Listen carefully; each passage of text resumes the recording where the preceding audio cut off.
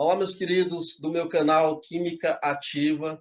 Estamos aqui novamente, eu, professor Washington Viana, para dar início a mais um assunto da disciplina de Química, sendo que na aula de hoje nós vamos fazer uma introdução a um ramo de conhecimento da Química chamada de Química Orgânica. Nós vamos iniciar essa disciplina, digamos assim, recorrendo a fatos históricos, vendo aí quem foram os principais pesquisadores, os principais químicos que contribuíram plausivamente para o engrandecimento desse ramo da química, a química orgânica. Beleza? Então vamos dar início aqui à nossa aula e, como eu sempre falo, roda a vinheta.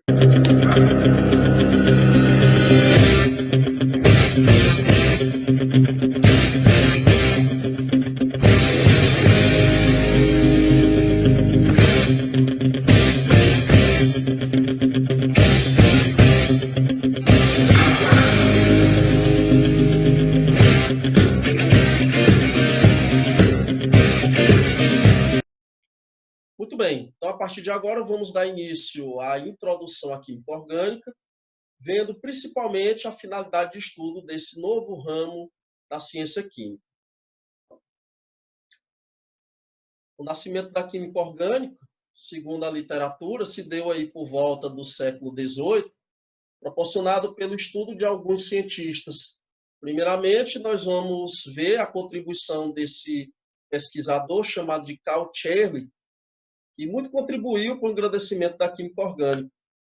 Ele conseguiu, de forma experimental, isolar alguns ácidos orgânicos, tais como o ácido tartárico, presente na uva, o ácido cítrico das frutas cítricas, muito presente também aí no limão, o ácido lático do leite, da glicerina, da gordura, e um composto orgânico que ele é produzido, ele está presente na urina dos animais, que é a ureia. Então, o isolamento desses compostos orgânicos foi fundamental para que houvesse aí o início desse ramo, desse novo ramo de estudo da química chamado de química orgânica. Também, durante o século XVIII, baseado nesses acontecimentos, em 1777, Torben Olof Bergman, ele decidiu, a partir também do que foi produzido por Cherenkov, no caso aí o isolamento de alguns ácidos orgânicos e da ureia, ele resolveu, assim, definir dois ramos para a ciência química. Um ramo da química chamado de química inorgânica e um outro ramo da química chamado de química orgânica. Qual é a finalidade de estudo desses ramos da química? Olha só, a química inorgânica tem por finalidade estudar compostos extraídos dos minerais. Já a química orgânica tem por finalidade estudar compostos extraídos de materiais orgânicos ou extraídos de seres vivos, que não deixa de ser uma matéria orgânica. Então, ele tem finalidades distintas. Um baseia-se em estudar tudo aquilo que provém de mineral e o outro baseia-se em estudar tudo aquilo que provém de material orgânico. Também na mesma época, durante aí o século XVIII, Antoine Lavoisier, analisando vários compostos orgânicos em laboratório, ele teve assim uma surpresa muito agradável, lógico, para o mundo científico. Ele concluiu que, pela análise de vários compostos orgânicos, ele pôde observar que todos eles tinham algo em comum em relação a um elemento químico específico, que era o átomo de carbono. E essa ideia ela perdura até hoje. Todo composto orgânico tem a presença de átomo de carbono, nem que seja um. Agora, não confunde uma coisa. Todo composto orgânico tem carbono, mas nem tudo aquilo que tem carbono é necessariamente composto orgânico. Por quê? Porque existem compostos inorgânicos. Te dou o exemplo do gás carbônico. Te dou o exemplo do diamante, que não são orgânicos, eles são inorgânicos, mas são formados ou têm a presença de átomo de carbono. Tá bom? Então, fica-se a ideia de que todo composto orgânico tem carbono.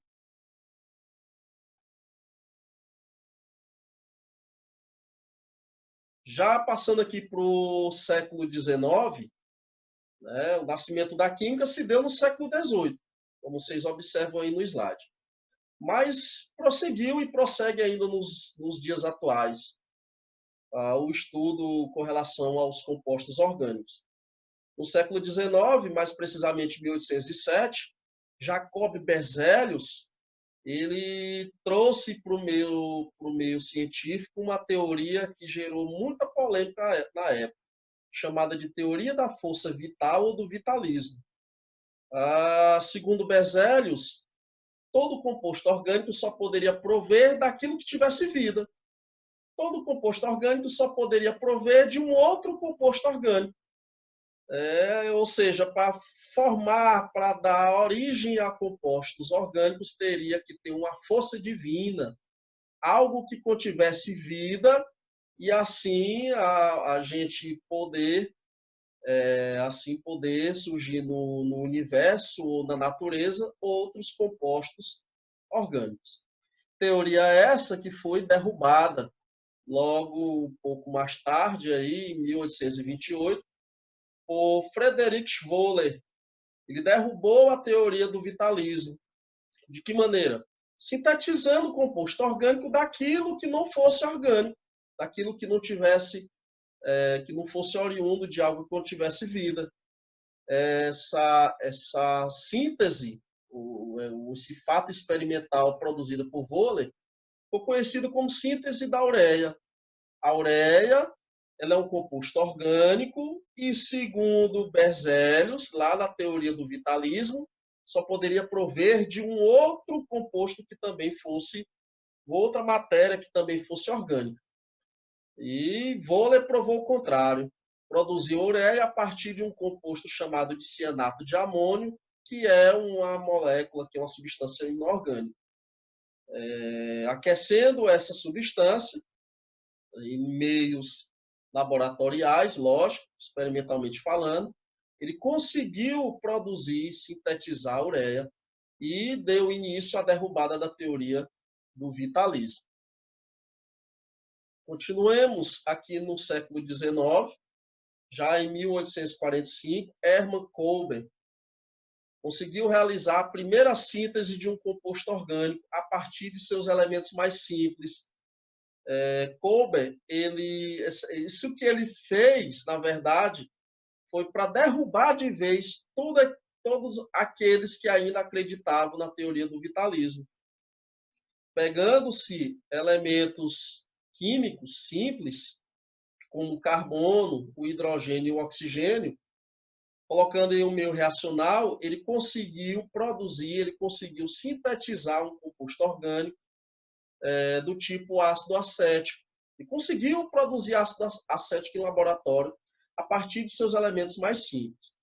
E, repito, isso foi fundamental para a derrubada da teoria do vitalismo, de uma vez por todas. Continuemos ainda no século XIX, mais precisamente em 1858, Friedrich Kekulé, ele, observando todos esses acontecimentos, propôs um novo conceito para a química orgânica. Até então, química orgânica era um ramo da química em que estudava os compostos ou os materiais orgânicos, que na verdade já foi provado aí a partir da derrubada da teoria do vitalismo, que eu posso sintetizar um composto orgânico a partir daquilo que não é orgânico, a partir de um inorgânico, por exemplo, de um mineral.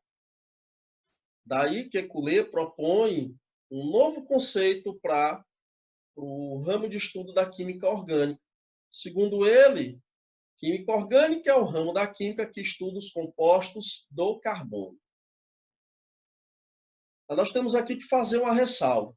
Gente, Até hoje, todo composto orgânico, dentre os milhares de compostos orgânicos já identificados, todos eles têm carbono. Mas eu não posso afirmar que só o fato de ter carbono é orgânico. Por quê? Porque existem compostos que têm carbono e não são orgânicos, são inorgânicos. Por exemplo, o diamante. O diamante tem carbono e não é um composto orgânico, ele é um composto inorgânico. O gás carbônico, né, o CO2, tem carbono, mas não é orgânico, ele é inorgânico. Então, eu posso afirmar que para ser orgânico tem que ter carbono. Mas eu não posso afirmar que tendo carbono ele é orgânico, porque ele pode ser orgânico, mas também pode ser inorgânico. E a partir de tudo isso, Kekulé propõe algumas teorias, nós chamamos de postulados.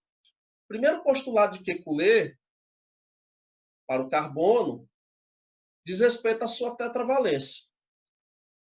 O que quer dizer o carbono sendo tetravalente? Quer dizer que para ele adquirir a sua estabilidade eletrônica, para ele se tornar estável na natureza, ele tem que fazer 4 ligações.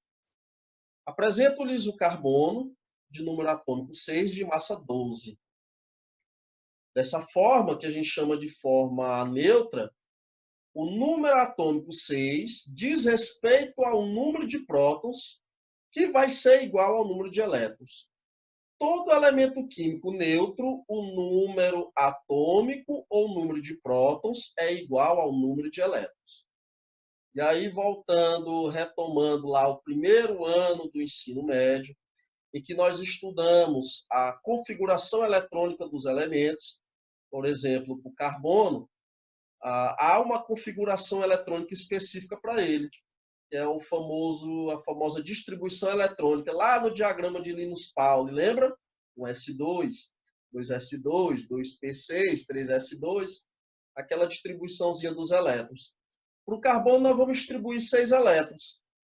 E pelo diagrama de níveis energéticos, você observa aqui, ó, no nível 1, 1s2, 2 elétrons no orbital atômico. No nível 2, 2s2, também mais 2 elétrons, um para cima e outro para baixo, para diferenciar aí as suas orientações. Tá bom? Que nós chamamos de spins opostos. Também no nível 2, eu tenho aí a sequência da configuração eletrônica do tipo 2p2, cada elétron no seu orbital atômico específico. Você pode me questionar por que tem um quadradinho, por que tem 3. Lá no estudo dos números quânticos, os subníveis S, P, D e F têm uma quantidade específica de orbitais. O S tem um orbital, o P tem 3, o D tem 5 e o F tem 7 orbitais. Sendo que os primeiros elétrons a adentrar um orbital, eles têm posicionamento para cima. Isso é uma ideia em que se convenciona há muito tempo. Mas vamos voltar para cá. Então, a distribuição eletrônica dos 6 elétrons do carbono fica com S2, 2S2, 2P2, 2, 4, 6 elétrons.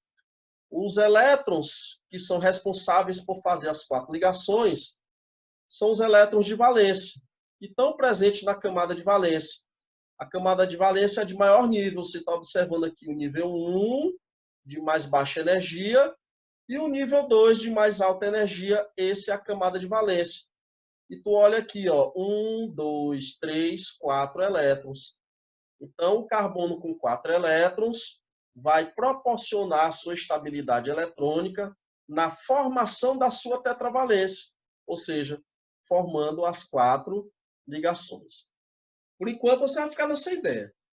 Carbono, para adquirir a sua estabilidade eletrônica, ele tem que fazer 4 ligações. Segundo o postulado de Kekulé, o carbono forma ligações múltiplas. Sabemos que o carbono tem que fazer 4 ligações. Essas 4 ligações podem ser do tipo simples, pode conter dupla ou pode conter tripla ligação. Mas não interessa. Tendo simples, dupla ou tripla, o conjunto dessas ligações tem que ser um total de quatro ligações. Então, está aqui, ó, 1, 2, 3, 4 ligações simples. 1, 2, 3, 4 ligações, 2 simples e uma dupla. 1, 2, 3, 4 ligações, uma simples e uma tripla. 1, 2, 3, 4 ligações, 2 ligações duplas. As ligações do carbono, elas são múltiplas. Podem ser compostas por ligações simples, dupla ou tripla. Sendo que essas ligações, elas são equivalentes, tá certo? Como assim? Temos aqui quatro estruturas químicas do tipo estrutura orgânica. CH3Cl, CH3Cl, CH3Cl, CH3Cl. E o que diferencia a priori essas quatro estruturas? Somente, ao nosso ver, a posição desses átomos de cloro que eu circulei para vocês. Aqui o cloro está à esquerda da molécula, está na parte inferior da molécula, bem aqui ele está na parte, está à direita da molécula, e nessa outra ele está na parte superior. Não quer dizer, pelo fato desse grupo cloro ter mudado de posição, que essas moléculas serão diferentes. É a mesma molécula. Ela sempre vai ser CH3Cl. Não interessa em que posição estejam esses grupos, ou hidrogênio, ou cloro, qualquer outro grupo ou átomo que esteja presente na molécula. Mesmo que eles mudem de posições, mas as ligações são equivalentes, são as mesmas. E o composto, porventura, será o mesmo. Tanto faz os elementos estarem na região superior, inferior, esquerda ou direita, não interessa. A molécula será a mesma, porque as ligações elas são equivalentes. Segunda teoria. Terceiro, o carbono forma cadeias. Mas na frente você estuda as cadeias carbônicas. O que são as cadeias carbônicas? Na verdade, é só o agrupamento de carbonos. A interligação de átomos de carbono para formar a molécula orgânica. Nós podemos chamar também de encadeamento de carbono. É carbono ligado a outro carbono, formando uma molécula orgânica. Isso nós podemos definir como cadeias carbônicas, que podem ser do tipo aberta, como esse exemplo aqui, à direita, que pode ser do tipo fechada, mas podemos ter cadeias mistas, partes abertas unidas a partes fechadas.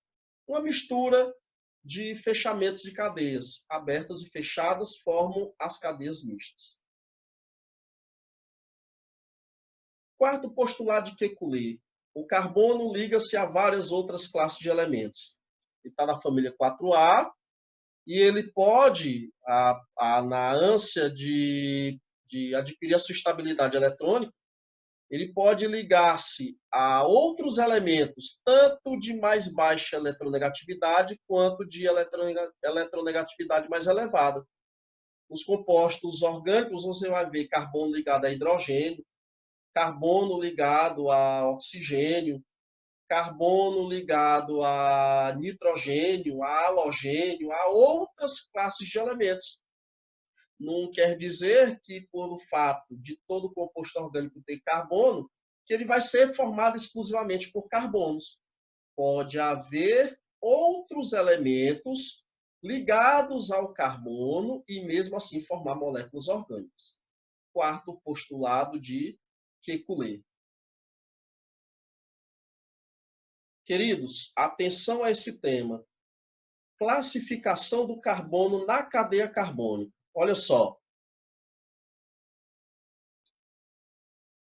Segundo critérios de números de carbonos ligados a átomos de carbono, o carbono ele pode ser classificado como primário, secundário, terciário ou quaternário. Qual é o critério? Olha só. Quando um carbono estiver ligado a, no máximo, um único outro carbono, ele vai ser classificado como carbono primário. Repito, carbono diretamente ligado a, no máximo, um único outro carbono, ele é definido como carbono primário. Esse carbono em amarelo só está ligado ao carbono da esquerda dele. Portanto, ele é classificado como carbono primário. Carbono secundário é o carbono que está diretamente ligado a dois outros carbonos. Esse carbono em verde está diretamente ligado ao carbono em vermelho e diretamente ligado ao carbono em amarelo. Portanto, ele é um carbono secundário. Carbono terciário é o carbono que está diretamente ligado a três outros carbonos. O carbono em vermelho está ligado ao carbono em azul, acima dele, ao carbono em amarelo à esquerda e ao carbono em verde à direita. Portanto, esse carbono em vermelho ele é chamado de carbono terciário. Já o carbono quaternário é o carbono que está diretamente ligado a quatro outros carbonos. Esse carbono em azul está ligado ao carbono acima dele, abaixo dele, à esquerda e à direita. Portanto, ele é classificado como carbono quaternário. Os vestibulares, dentro do estudo do carbono, adoram perguntar sobre as classificações do carbono em primário, secundário, terciário e quaternário. O Enem já fez isso. Para encerrar essa nossa primeira parte de introdução à química orgânica, vamos estudar as ligações praticadas pelos elementos nas moléculas orgânicas em sigma ou pi. Vimos que o carbono faz ligação simples, que o carbono faz ligação dupla, que o carbono faz ligação tripla. Só que essas ligações simples, dupla ou tripla podem ser identificadas como sigma ou pi. Essas ligações elas são formadas pela interação de nuvens eletrônicas produzida através do compartilhamento de elétrons. Essa interação de nuvens eletrônicas pode acontecer de forma frontal, frente a frente, ou por aproximação paralela. A interação frontal das nuvens eletrônicas se dá assim pela interposição ou a interpenetração das mesmas. Como você observa bem aqui na figura, eu tenho dois carbonos, uma à esquerda e outra à direita, cada um com seu elétron específico no seu orbital, né? E ao haver o compartilhamento desse par de elétrons, forma-se a nuvem eletrônica. Essas nuvens eletrônicas de cada elemento, elas se interpenetram entre si. Aí, ó, frente a frente, a interpenetração das nuvens eletrônicas dos carbonos formará uma ligação específica chamada de ligação sigma. Lá na parte superior, eu estou vendo aqui a interação de um par de elétrons, elétron de um carbono com um elétron do outro, formando as nuvens eletrônicas na interação paralela. Então, essas nuvens eletrônicas, elas interagem frontalmente ou aproximação paralela. Quando a interação das nuvens eletrônicas for de forma frontal, forma-se a ligação sigma. Quando há a aproximação paralela dessas nuvens eletrônicas, formará uma outra ligação chamada de ligação pi. As ligações sigmas são ligações extremamente fortes, são interações extremamente fortes, difíceis de haver um rompimento. Já as ligações pi, ou as interações das nuvens eletrônicas formando a ligação pi, elas já são um pouco mais fracas em relação às ligações sigma. Mas o que eu quero que vocês compreendam? As ligações elas podem ser simples, dupla ou tripla. Toda ligação simples ela é do tipo sigma. Toda ligação simples ela é formada pela interação frontal das nuvens. Elas interagem frontalmente, havendo a interpenetração dessas nuvens, e formará a ligação sigma. Já numa dupla, eu vou ter a interação frontal e a interação paralela das nuvens eletrônicas. A interação frontal forma a ligação sigma. A interação paralela, a aproximação dessas nuvens de maneira paralela, formará a ligação pi. Já na tripla, eu vou ter uma interação frontal e duas interações paralelas, formará uma sigma e duas pis. Então, novamente, ligação simples é ligação sigma. Ligação dupla, uma sigma e uma pi. E ligação tripla, a primeira, a de cima, é pi, a do meio é sigma e a de baixo é pi. Nessa ordem. Na dupla, tanto faz a primeira, a de cima, ser sigma ou pi, tanto faz, ou a de baixo ser sigma ou pi. Já na ligação tripla, é sempre nessa ordem.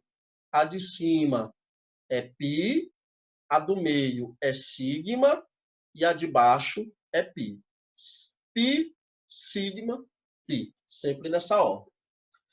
E com isso, para não ficar assim uma aula muito extensa, né, e cansativa, eu dou por encerrada essa nossa primeira conversa sobre introdução à química orgânica, mais precisamente definindo aí alguns pontos interessantes para o estudo do carbono.